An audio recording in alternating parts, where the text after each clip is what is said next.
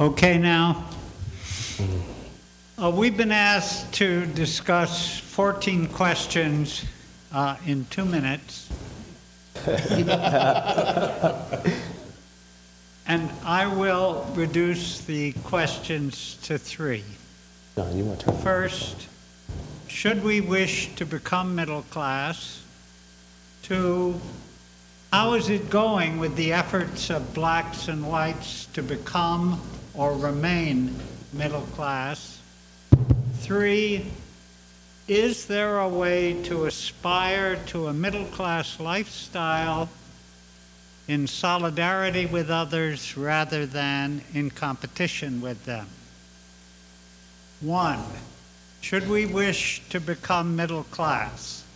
I imagine we'll be talking about this all evening, but I'd like to remind everyone of the words of Eugene Debs: while there is a lower class, I am in it. While there is a soul in prison, I am not free.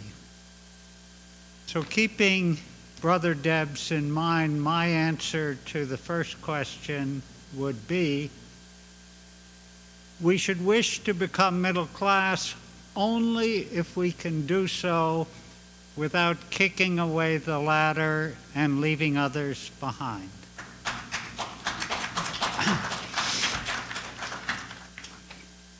Number 2, how is it going with the efforts of blacks and whites to become or remain middle class?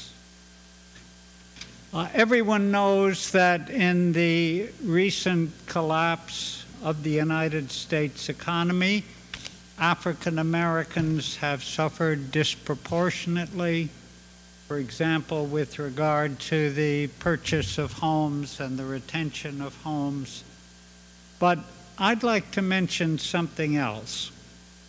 In the early 1960s, Alice and I lived on the campus of a college for African American women in Atlanta, Georgia. At that time, middle-class blacks, black business persons, and professionals were obliged to live in segregated ghettos along with African Americans who were less well off. At least there were, within a community like the South Side of Youngstown, better off individuals who served as a sort of model of what was possible. As a result of the civil rights movement, black business and professional persons have been able to move to the suburbs. Those left behind are arguably worse off than before, not only with respect to attributes that can be measured, but also worse off in hope. At least that's what Alice and I were told last year and the year before by young persons at the Mahoning County High School for children who had been kicked out of public school. A typical remark was, I don't know if I'm going to be alive tomorrow. As to what's happening with whites, I think the latest big news, if you've been reading the op-ed columns of the New York Times, is that many of the characteristics which in recent times have been attributed to blacks are now experienced by whites as well. For example, among white American women with only a high school education, 44% of births are now out of wedlock, up from 6% in 1970. More than half of births to all American women under 30 occur outside marriage. What was once attributed to African Americans specifically has become an interracial reality. If you've read a novel like All Souls by Michael Patrick MacDonald, He depicts a white Irish neighborhood in Boston where violence occurs at a level that has been associated with inner city blacks. As I recall, 3 members of Mr. McDonald's immediate family died violent deaths. And of course, the key to all these facts about the disintegration of the traditional family, about the level of violence, is that corporations headquartered in the United States have moved their manufacturing operations overseas. When Alice and I arrived in Youngstown, what was then called Packard Electric had more than 10,000 workers, union workers, in the Mahoning Valley.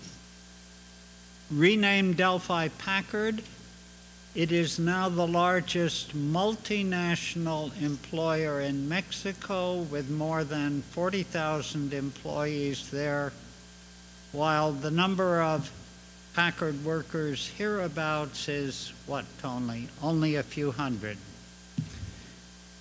This has happened throughout the United States. As a result, entry-level wages of high school graduates in the United States have fallen 23% since 1973. In 1980, 65% of recent high school graduates working in the private sector had health benefits, but by 2009, that was down to 29%. And I think what it all means is that whether we look at things like number of births out of wedlock, levels of crime,